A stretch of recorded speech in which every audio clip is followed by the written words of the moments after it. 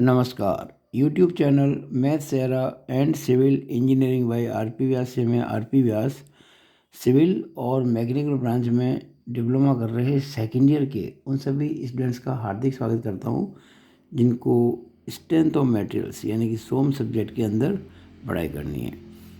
ये subject code CME 201 पर जो चैप्टर पहला है स्ट्रेस एंड स्ट्रेन, उस पर छठा वीडियो है। अब तक जो 5 वीडियो थे उसमें जो मैंने पढ़ाया था आपको, जो अलग अलग आर्टिकल समझाए थे, जिसमें मेन करके जो था वो था डेल्टा एल के लिए फॉर्मूला जो होता है सिग्मा PL/E। हमने प्रूव भी किया था और उस पर मैंने कुछ आपको एग्जांपल समझाए थे। आज उन आर्टिकल्स पर हमें जो एग्ज़ाम में क्वेश्चंस देखने को मिले हैं पिछले कुछ सालों में, वो मैं आपको इसमें बता रहा हूँ with answers, not solution, answers, क्योंकि थ्योरी में आपको समझा चुका हूँ। तो आशा है कि आप इनको सॉल्व करेंगे, आंसर प्राप्त करेंगे, और नहीं आता है तो मुझे कांटेक्ट करेंगे। तो देखिए, ये जो सबसे पहले मैंने लिया है ये 2015 की प्रॉब्लम थी, और इसमें ये एक जो बार दिख रही है आपको, कंपोजिट बार, इसमें 3 भाग हैं, पहला, दूसरा, तीसरा। और इस पहले भाग की जो लंबाई है 1000 mm, दूसरे भाग की 600 mm, तीसरे भाग की 800 mm, और इन पे ये फोर्सेस लगे हुए हैं। यहाँ 10 किलो न्यूटन, यहाँ 34 किलो न्यूटन, ये 40 किलो न्यूटन, और वो 16 किलो न्यूटन। आप अगर ध्यान से देखेंगे तो ये 34 और 16 उधर है, कुल कितने हो गए 50 किलो न्यूटन, और 40 और 10 इधर है, कुल कितने हो गए 50 किलो न्यूटन। तो ये हर क्वेश्चन में आपको मिलेगा। और इसके अलावा ये जो पहला भाग है, इसका जो डायमीटर, एक्चुअली आपको ये रेक्टेंगल नज़र आ रहा है, पर वास्तव में ये एलिवेशन है। हम अगर इसको क्रॉस सेक्शन में देखेंगे ना साइड से, तो इसका ये सिलेंड्रिकल है, बेलनाकार है, और इसका जो डायमीटर है वो 25 mm है। यानी ये जो आप दिख रहा है ये वाला, ये डायमीटर है जो आपको साइड से दिखेगा। और इसका जो डायमीटर है सेकंड पार्ट का, वो 50 mm है। Y stand for diameter. हम लिखते हैं ना 550 mm, मतलब इसका डायमीटर 50 mm है, और इसका जो डायमीटर है वो 30 mm है। और हमको ये दे रखा है कि जिस मेटल की ये रॉड बनी है कंपोजिट, उसका जो यंग्स मॉडुलस है कैपिटल E, वो 2.05 × 10⁵ न्यूटन पर mm² है। और आपसे पूछा गया है इसके ये जो फोर्सेस लग रहे हैं ना, इसके कारण कितना चेंज इन लेंथ होगा, और वो चेंज इन लेंथ क्या होगा, एक्सटेंशन होगा कि कॉन्ट्रैक्शन, यानी कि लंबाई में वृद्धि होगी या लंबाई में कमी होगी। तो जो मैंने आपको थ्योरी समझाई थी उसके बेस पे आप करेंगे तो आंसर मिलेगा। डेल्टा एल जो निकला हमको डेल्टा एल पूछा गया है, तो आएगा 0.1519 mm। ध्यान से नोट कीजिए, 0.1519 mm, और ये एक्सटेंशन है यानी कि वृद्धि है। अब ये जो क्वेश्चन नंबर 2 है, ये 2 बार पूछा गया है, 2013 में भी और 2008 में भी, सेम क्वेश्चन। इसमें भी ये 3 पार्ट्स हैं, पहला, दूसरा, तीसरा। अच्छा, इस रॉड का डायमीटर पूरा एक जैसा ही है, कितना 25 mm, और एक ही पदार्थ की बनी है, और उसका यंग्स मॉडुलस है 200 किलो न्यूटन पर mm²। इसमें ये 4 फोर्सेस लग रहे हैं, ये 60 किलो न्यूटन, ये 10 किलो न्यूटन, उधर 20 और उधर 50। आप देखेंगे तो ये 20 और 50 70 उधर हो गए, और 10 और 60 70 इधर हो गए, बैलेंस है, ओके। पहले पार्ट की लंबाई 1.5 मीटर, दूसरे की 1 मीटर, तीसरे की 2 मीटर, और इसमें पूछा गया आपसे कि चेंज इन लेंथ क्या होगा। वही सारे फॉर्मूले लगेंगे, सिग्मा PL/E, और आप देखेंगे कि जो चेंज इन लेंथ आएगा वो आएगा 2.647 mm। ये भी एक्सटेंशन ही होगा, यानी कि लंबाई में वृद्धि होगी। ध्यान दीजिएगा, 2.647 mm। मैं आशा करता हूँ कि आप ये सारे सवाल करेंगे। 6 क्वेश्चन इस वीडियो में आपको मैं समझा रहा हूँ और आंसर दे रहा हूँ, आप करेंगे बहुत अच्छा रहेगा, और नहीं आएगा मुझसे पूछेंगे, मैं आपको उसका सॉल्यूशन दूंगा।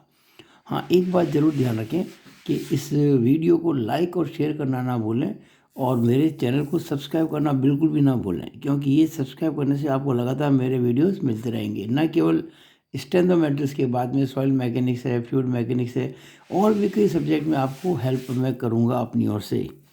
तो इसको सभी एक नियम बना लें कि कोई भी स्टूडेंट जो है इसको देख रहा है, मेरे चैनल को सब्सक्राइब जरूर कर लें, ठीक है ना। इतनी सुविधा कहाँ मिलती है। हम आपको केवल क्वेश्चन नहीं करवा रहे हैं, आपको पूरी अपॉर्चुनिटी दे रहे हैं, पूरा एक मौका दे रहे हैं। आप मुझसे कोई भी सवाल पूछ सकते हैं इस मोबाइल नंबर पर व्हाट्सएप करके, उसका सलूशन आपको मिल जाएगा। तीसरा, देखिए यहाँ ऊपर से ये फिक्स्ड है, ये समझ लो छत से ये कोई रॉड लटक रही है, 3 हिस्से हैं इसके भी। यहाँ 20 किलो न्यूटन, यहाँ 30 किलो न्यूटन और यहाँ 40 किलो न्यूटन का फोर्स लग रहा है। लेंथ इसकी 0.75 मीटर, इसकी 0.50 मीटर, इसकी 0.75 मीटर। यंग्स मॉडुलस एक ही है सबका, 2.05 इंटू 10⁵ न्यूटन पर mm²। और इसका जो क्रॉस सेक्शनल एरिया है वो 600 mm²।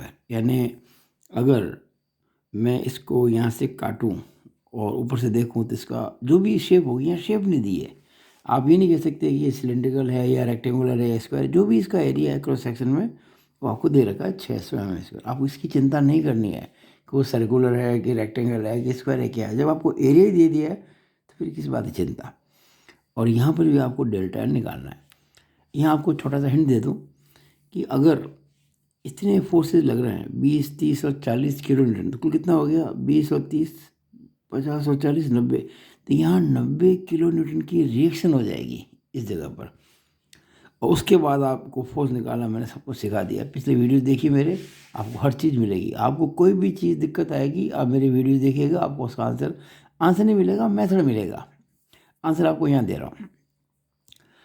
तो इसमें जो चेंज इन लेंथ मिलेगी आपको, वो मैंने आंसर दे दिया, 1.077 mm। ध्यान दीजिए, 1.077 mm, ये भी एक्सटेंशन है यानी कि वृद्धि है।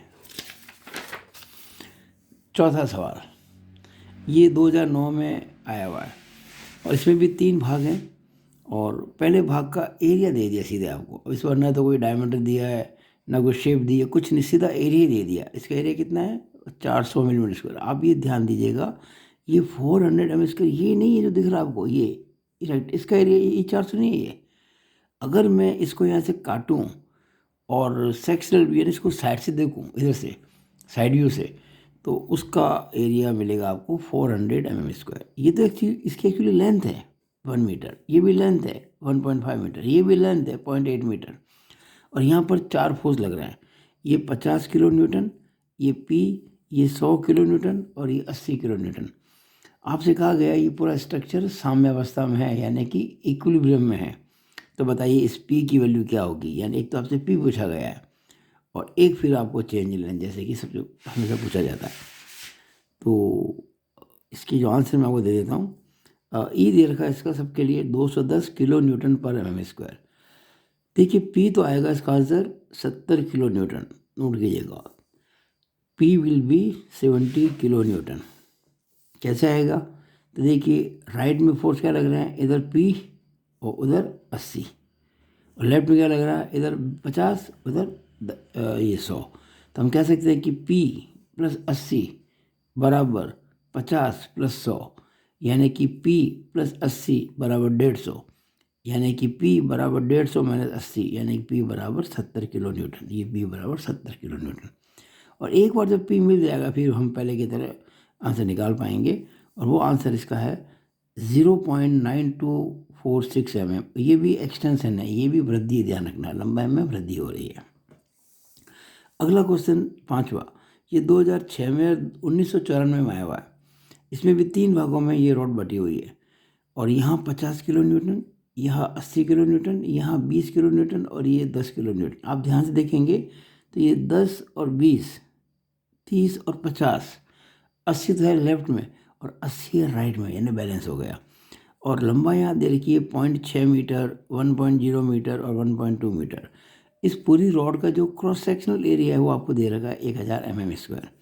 और जो यंग्स मॉडुलस ई है वो 1.05 इंटू 10⁵ न्यूटन पर mm²। और पूछा गया डेल्टा एल। तो सेम क्वेश्चन है ये। एक्चुअली इतने क्वेश्चन मैं आपको दे रहा हूँ आपकी प्रैक्टिस के लिए, क्योंकि जब एक और स्टूडेंट अपने हाथ से आंसर निकालता है ना, उसका विश्वास बढ़ जाता है। तो आंसर आएगा इसका 0.1143 mm, 0.1143 mm आएगा इसका आंसर।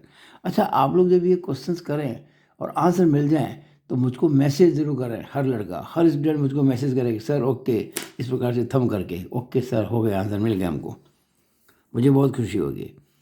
और आखिरी क्वेश्चन आज की वीडियो का छठवां, ये 2004 में आया हुआ है और इसमें भी 3 भागों में छड़ बटी हुई है। इस पहले भाग का डायमीटर 25 mm, दूसरे भाग का 35 mm, तीसरे भाग का 25 mm और 500 mm, 500 mm, 500 mm सब लेंथ इसकी बराबर है। ये 8 किलो न्यूटन, ये 4, ये 6 और ये 10। अब देखेंगे लेफ्ट की ओर कितना है, 8 और 6 14, राइट की ओर 4 और 10 14। ओके, और ई आपको दे रहेगा 2.1 इंटू 10⁵ मेगा न्यूटन पर मीटर स्क्वायर। ध्यान दीजिएगा, मेगा न्यूटन, मेगा को हटाने के लिए 10⁶ से मल्टीप्लाई करते हैं, तो ये 2.1 इंटू 10⁵ इंटू 10⁶ न्यूटन पर मीटर स्क्वायर हो जाएगा। ये मीटर स्क्वायर अपॉन में आ रहा है, इसको बदलेंगे mm स्क्वायर में। 1 मीटर में 10⁻³ mm होते हैं, तो 1 मीटर स्क्वायर में 10⁻³ का स्क्वायर यानी 10⁶ mm स्क्वायर होंगे। तो यहाँ तो इन द नोमिनेटर 10⁶ से मल्टीप्लाई होगा और इन द डिनोमिनेटर भी 10⁶ से मल्टीप्लाई होगा। तो ऊपर भी 10⁶, नीचे भी 10⁶, कैंसिल हो जाएंगे, तो वही रह जाएगा आंसर क्या, 2.1 इंटू 10⁵। और मेगा न्यूटन पर मीटर स्क्वायर जो होता है वही न्यूटन पर mm स्क्वायर भी होता है, क्योंकि इंटू 10⁶ करेंगे अपॉन 10⁶ करेंगे, कैंसिल हो जाएंगे। तो ध्यान दीजिएगा, यहाँ पे ये आएगा 2.1 इंटू 10⁵ न्यूटन पर mm स्क्वायर।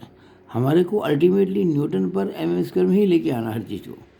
हमें डेल्टा एल पूछा गया है, तो आंसर दे देता हूँ आपको, डेल्टा एल आएगा 0.0972 mm। ध्यान दीजिएगा, ये भी एक्सटेंस नहीं है, ये भी वृद्धि ही है। केवल इस क्वेश्चन में जो ये 5वां था इसमें ये कमी आई, यानी आपने जब P1 P2 P3, ध्यान से देखिए, मैंने आपको एक बात बताई थी, अगर कोई फोर्स टेंसाइल है तो उसको प्लस लिखेंगे और फोर्स कंप्रेशन है उसको माइनस लिखेंगे।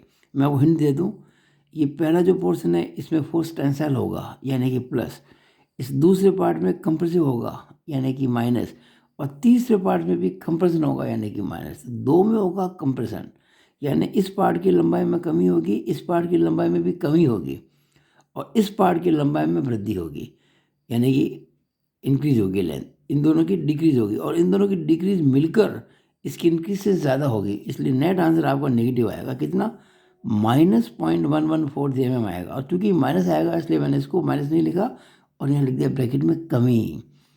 आप माइनस भी लिखें और कमी भी लिखें फिर वो सही नहीं होगा।